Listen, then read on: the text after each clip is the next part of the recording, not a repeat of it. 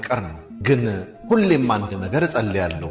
እሱም አንቺን ብቻ እንዳላጣሽ ነው። ሀብት ቢጠፋ ይተካል፣ ገንዘብ ቢያልቅ ይገኛል፣ ሰው ቢከዳ ደግሞ ሰው ይመጣል። አንቺን ማጣት ግን የመክሰር ነው፣ ማርያምን መክሰር ነው። እናውቃለና ከባህር የሞላ ጭንቃችንን እንዳቀለልሽልን፣ ሞት የሚመስል ሌሊታችንን እንዳነጋሽልን፣ ሕልም የሚመስል ምኞታችንን እንዳሳካሽልን፣ ድረሽልን ብለንሽ እንደደረሽልን፣ ደግፊን ብለንሽ እንደደገፍሽን እናውቃለን።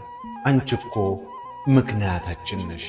ለማመስገን፣ ለመራመድ፣ ለማደግ፣ ለመሳቅ፣ በሰው ፊት በክብር ለመቆም፣ ለመስራት፣ ለመኖራችን ራሱ ምክንያታችን ነሽ። ባንቺ ምክንያት ዓለም ዳነ። ባንቺ ምክንያት ሰይጣን ወደቀ። ባንቺ ምክንያት አዳም ክብሩ ተመለሰ።